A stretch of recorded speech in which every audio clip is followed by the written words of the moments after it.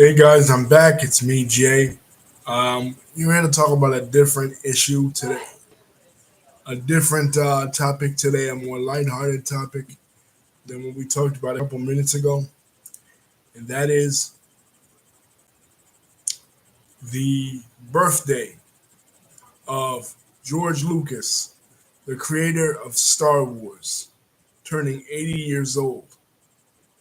On May 14th, 1944, the man in Modesto, California, George Lucas Jr., was born to a stationery manager, George Lucas Sr. Now, from a very early age, George Lucas was obsessed with comic books. He was obsessed with World War II movies. He was obsessed with Scrooge McDuck comic books. He was into all that stuff. He was the only boy of his family. So his dad was kind of disappointed in him because he wanted him to take over the business. But George was interested in cars. George was interested as a teenager later with comic books. Now he was in a drag race that was apparently big in Northern California where he grew up, where he eventually almost died. It was a near death experience. From that point on, he gave up car racing and got really into movie making. He was interested in the movies, like I said, the World War II movies, like A Bridge Over the River Kwai, a whole bunch of World War II movies because he was born during that era, the end of World War. He grew up during that era, the end of World War II, when we were still celebrating the greatest victory in American history and the greatest war in American history when we defeated not only the Nazis but the Japanese Empire and Italian fascists as well. So he was into that kind of stuff. He was also into a lot of westerns, which will later influence his career. And he was coming up of age during the time of the space race when the Soviet Union and the United States were competing to send people into space. The Soviet Union did it first with Yuri Gagarin in 1957 in the early 1960s. First thing they sent Sputnik into space, and then they sent a human being into space, and then we sent John Glenn, and then obviously culminating in 1969, the moon landing. So there was just a lot of talk about space, whereas the 1950s um, cult movies that he grew up watching, where it wasn't a reality. By the 1960s, it was a reality. In 1967, George Lucas went to college where he took up filmmaking. He went to USC in college. He tried to he being such even though he was such a war enthusiast, he tried to enlist in the Vietnam War. But much like his father, who was given a deferment during World War II, he was not accepted into the army because of his diabetes. At this point, then he figured, you know what? I'll just delve so deeply into movie making. He became interested in the movies of Japanese director Akira Kurosawa, and this is where he saw The Hidden Fortress, the one of the premier films of Akira Kurosawa. Akira Kurosawa was known for doing what was called Jedi Geki movies about Japanese history, about the Tokugawa shogunate, the time in Japanese history when the samurai, these mercenary soldiers, were ruling over Japan. It was a time of feudalism in the in the in Japanese history, and much like westerns in American history or um, stories of the Knights of the Round Table, the Arthurian legends resonate um, in English history. The samurai, the Jedi Geki stories resonate in um, in Japanese history. So George is taking all this in and he wants to create something of his own initially. And then he's under the mentorship of Francis Ford Coppola.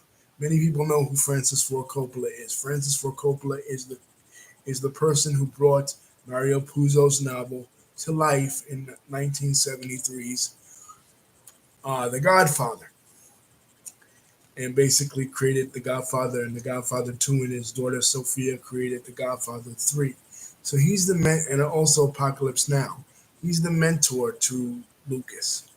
They create American Zoetrope, this idea of young American directors, because during this time, the late 60s and early 70s, Hollywood is changing. Hollywood is going from that old studio system that we knew from the 30s and 40s to a new director driven medium. Easy Rider, which comes out in 1969, changes everything. So, just as the world around us is changing, the counterculture movement is coming to be, the civil rights movement, the Black Power movement, the space age, the um, the reformists in the Soviet Union, the Velvet Revolution in Czechoslovakia in 1968.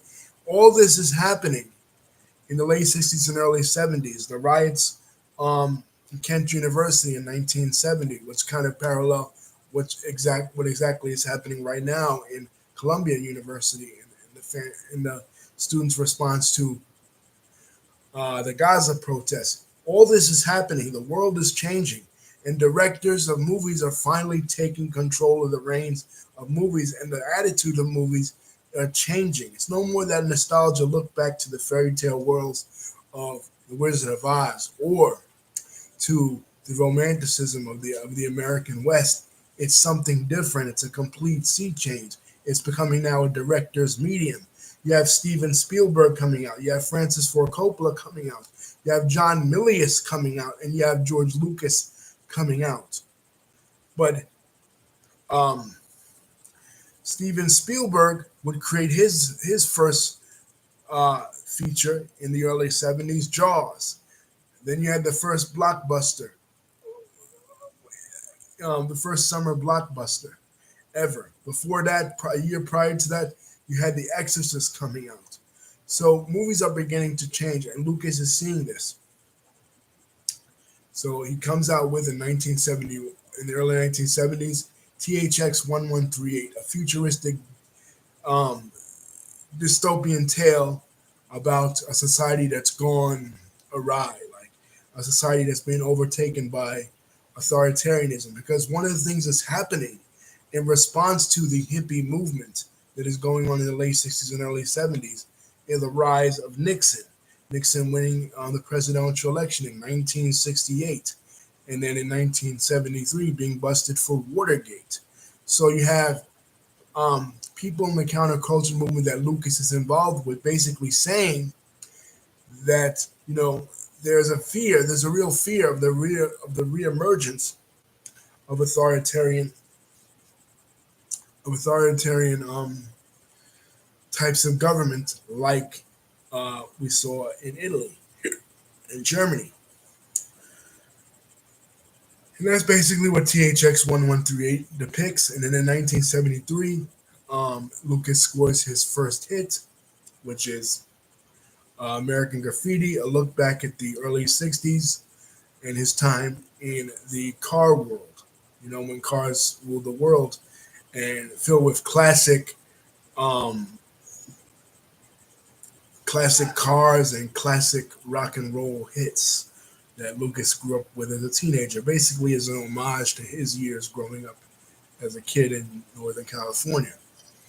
So, but after that, after the success of American Graffiti, he wants to do something big. He originally wanted to do Flash Gordon, which was a movie serial that he had grown up watching about a man who goes into the future and battles against an Arthurian dystopian society in Flash Gordon against Ming the Merciless, right? The ruler, the dictator Ming the Merciless, but he couldn't get the rights to that, so he decides to create his own space opera. and basically takes elements from The Hidden Fortress, from Akira Kurosawa's movie. He takes elements from Frank Frank Herbert's Doom. He takes elements from John Carter of Mars, the writings of Isaac Asimov. Every single sci-fi thing he can take elements from, as well as history, classic mythology, biblical lore. Everything he can take um, reference from, and he creates Star Wars. And Star Wars in 1977, May of 1977, revolutionizes the movie industry because the movie industry in the early 70s, I mean, in the early to mid 70s, was very dark and bleak. Even the movies of Francis Ford Coppola and the movies of Steven Spielberg and movies like Dog Day Afternoon and movies like Serpico, these types of these types of movies were very dark. Lucas wanted to create a more optimistic good guy versus bad guy, a simplistic telling of that story with these modern conveniences and technologies. So basically, that's what he does, and he creates. He takes the movie industry by storm. The summer of 1977, a very famous summer, an infamous summer, especially in New York City, with the blackouts and the Son of Sam murders, and the release of Saturday Night Fever, another dark take on the world in the 1970s, the malaise, as the president at that time, Jimmy Carter, called it. Um, you know, in a world of all that, post Watergate, post Vietnam, we pulled out of Vietnam in 1975. In a world of all that, student protest, racism, economic depression or economic recession. In a world of all that, George Lucas comes with this optimistic telling of a time when good does triumph over evil. A farm boy from an obscure planet of Tatooine named Luke Skywalker takes on an empire and beats that empire. The empire, of course, was supposed to represent Nixon and his administration and the things that he had done, like when he carpet bombed the hell out of Cambodia, right, during Hamburger Hill, or even what the previous president before Nixon, President Johnson, had done in Vietnam when he escalated in 1968 with the Tet Offensive, right? The rebels in Star Wars were supposed to represent the Vietnamese taking on the big bad American empire. So he comes with that optimism, and they defeat him with their ragtag bunch of weapons. What do they have? A couple of blasters, a religion of the Jedi that's no more applicable than any other uh, modern religion in our world, and it becomes a huge success. Later on in 1980 comes out the sequel, The Empire Strikes Back, where this is the darker tale. This is the one where the Empire wins. You know, Darth Vader chops off Luke Skywalker's hand. Darth Vader reveals to Luke Skywalker that he is the father, and he is Luke's father. This becomes a seminal moment in movie history because nobody saw it coming. Obviously, it happened by happenstance. The original uh, writer passed away, Lee Brackett. She passed away, so Lucas at a last minute, because Lucas had trouble writing both on American Graffiti and the original Star Wars. He had trouble writing. He didn't really. He was more into the process of movie making. If you look at a movie like THX 1138, it's more visual than it is dialogue. But when it comes to dialogue and story, he really couldn't flesh it out really all that well. So he had hired this woman, Lee Brackett, a sci-fi writer, to help him flesh it out for Empire Strikes Back, but she passed away. So at the last minute, he decides, you know what, we're not going to have Anakin Skywalker, who is Luke's father, as a separate character from Darth Vader. He's going to be, Anakin Skywalker will be the guy that's corrupted by the dark side of the Force, and he'll become the father of Luke. and that's exactly what he does. And then, he has some personal problems with his wife, Marcia. They get a divorce in 1983, and Lucas has this plan to do 9 movies because later on in 1981, when there's the re-release of A New Hope, right before in 1980, the re-release of A New Hope right before Empire Strikes Back comes out, he changes the title from what it was in 1977, Star Wars, to Star Wars Episode 4, A New Hope. So people are like, "What do you mean Episode 4?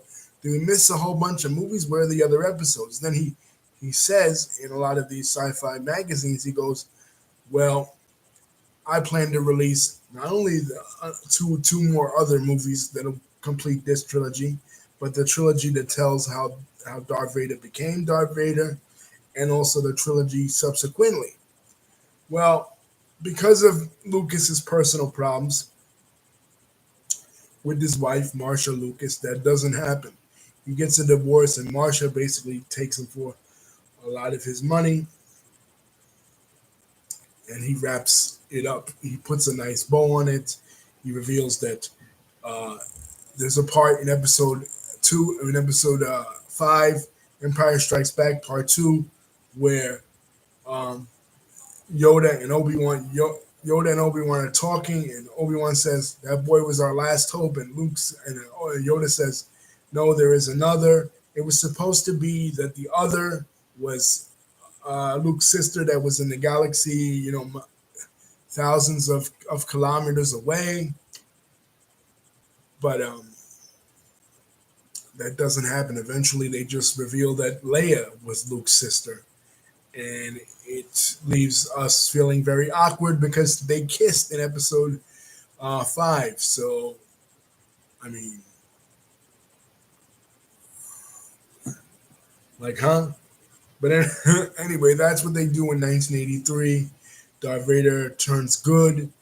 Um, the Death Star, the second Death Star, is blown up before it's able to build. The Ewoks help the Empire. Help the rebels defeat the Empire, and Star Wars is basically gone from movies until 1999. After a while, Lucas adopts several children. He he starts to raise a family. He starts to want to bring Star Wars back. There's always talk that he will for years and years and years. He does the remastered editions in 1997. He releases all 3 films, and there's this kind of reawakening. And I remember because I was alive for it. There's this kind of reawakening for Star Wars in the public consciousness, releasing all 3 tapes as a box set, and then releasing all 3 movies in movie theaters in 1997. So in 1999, like 1998, it's announced that in 1999 he'll bring back an original Star Wars, the first of the prequel trilogy, and that happens on May 19th, 1999. That's the Phantom Menace. Now, people were going to see the movie Meet Joe Black just to see the previews to this story, because people had no idea what it was about. We thought it was going to be about a teenage Anakin Skywalker, joining the Jedi Order. It turned out that it wasn't that, and it was considered to be one of the biggest busts in movie history. It wasn't a flop commercially because people did go see it, but the score was amazing, of course, done by John Williams. Um, Duel of the Fates is still one of most Star Wars fans' favorite pieces when it comes to that. But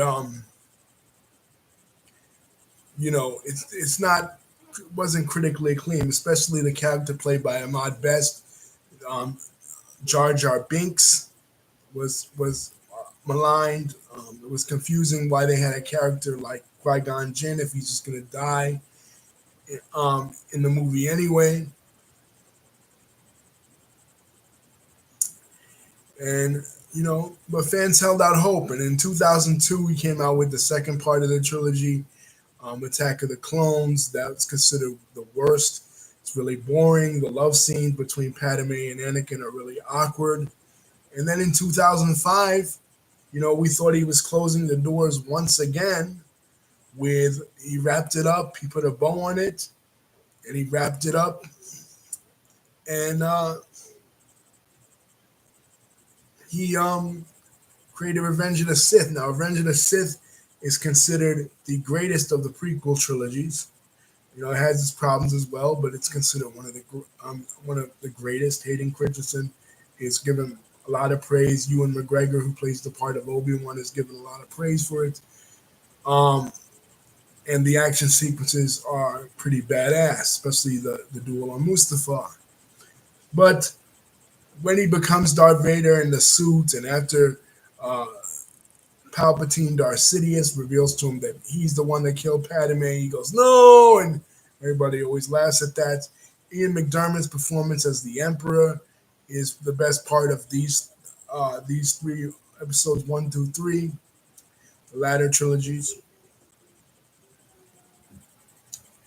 But again, he does some things with Indiana Jones.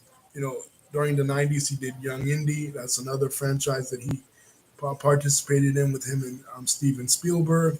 But Lucas lays pretty low, possibly because of the fan reaction to his prequels. People hated the prequels for years and years and years, especially the older Star Wars fans, because they said it wasn't like the ones from the 70s and 80s. It wasn't as good. There were movies and documentaries, The People versus George Lucas. They basically forced him out. So when it came time to, in 2012, again dip his toe into the water by re-releasing The Phantom Menace in theaters, which I took my daughter to see that at that time. People were like, okay, he's going to make another Star Wars, which he had some of the writings and some of the notes already sketched out to make the future trilogy, the trilogy after Episode 6. He had some of the sketchings for it already. He was going to do two twins, Kira and Kylo, which is a name they ended up using anyway. Disney did. But it turns out George said no. Phantom Menace and the re-release did poorly. It didn't do like the three in 97. It did really poorly. It didn't do well. So given us it didn't do so well, he decided that he was going to sell the franchise, Lucasfilm, to Disney for $4 billion, which is what he did. And Disney took control of it. Kathleen Kennedy, who is someone he worked with before, became the head of Lucasfilm in the Disney department. And they announced in 2012 that they were going to relaunch the franchise in 2015 with Episode 7. They did that, and initially, The Force Awakens was critically praised, critically acclaimed. They brought back the feel of the old franchise, practical effects instead of CGI like George had done. But prior to him selling Star Wars, he did Red Tails, which was a movie about the Tuskegee Airmen, a segregated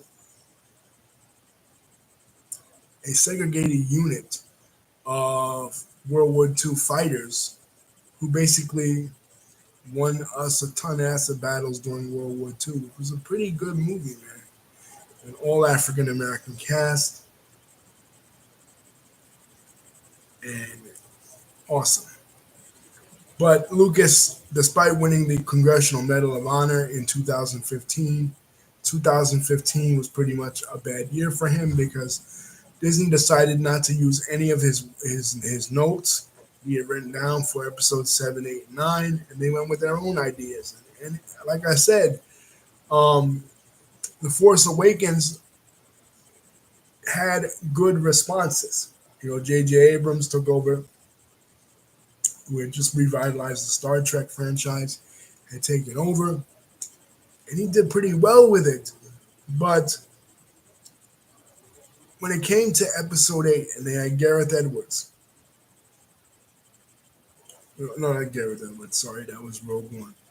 Because they said they were going to do a movie every year, the main trilogy, and then side movies. Gareth Edwards was hired to do Rogue One, the backstory of the people who stole the plans from the Death Star. He did that in 2016. 2017, Lucas is already out by then. 2017, Rian Johnson takes over, and he becomes the director, and he wants to take the franchise in a completely different direction, which he inevitably does. The mystery of Snoke. Who is Snoke? Played by Andy Serkis. We don't know. We find out later in the episode 9 in 2019 that Snoke is a clone made by Palpatine in order to manipulate both Rey and Kylo, the two main characters. But anyway, besides that, George Lucas has done a lot of philanthropy, the George Lucas Foundation,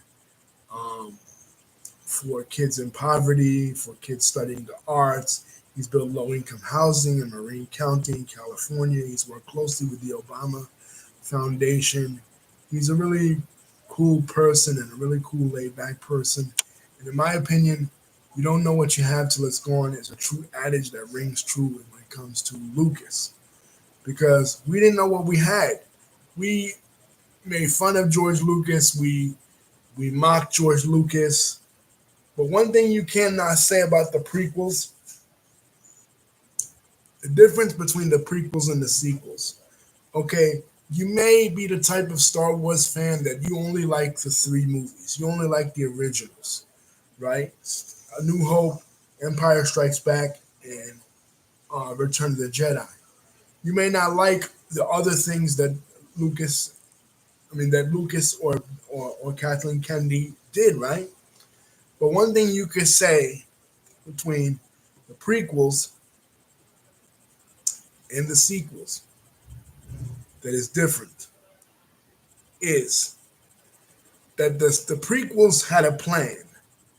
They knew what they were doing. They knew how Lucas knew where A was, and he knew where B was, and he knew how he was going to get there. He knew how he was going to execute it. The sequels were all over the place. Some of the side movies, they only did 2.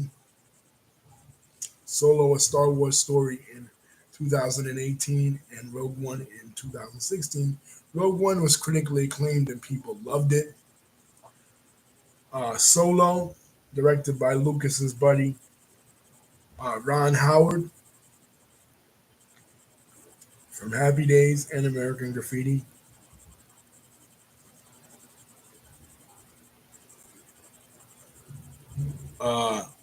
Did not do well. It was the first Star Wars movie to not be financially successful in the box office.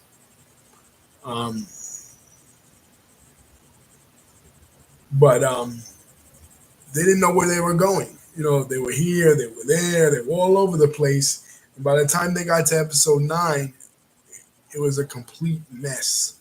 So much so that since 2019, 5 years now, they haven't done any movies. All of the Star Wars content that you see from Andor, which is pretty critically acclaimed, The Mandalorian, the first 2 seasons at least are critically acclaimed, and the character of Grogu created a massive meme explosion in 2019 when it first came out. This Baby Yoda. You know, the first seasons of The Mandalorian were pretty good, but The Bad Batch, all right. Some of the animated stuff was good, but in terms of movies, you haven't really seen anything good or anything at all from movies since 2019. There's talk of the Rey trilogy, then they say the Rey trilogy was canceled. Then there's talk of other things that they want to do movie-wise. You know, the Acolyte is coming out, but again, that's on Disney Plus. Everything has been, since 2019, everything has been Disney Plus oriented. And all this was supposed to be for the big screen, because obviously Star Wars, unlike Star Trek, was created for the big screen, was created for the movie going audience, not for the television watching audience. So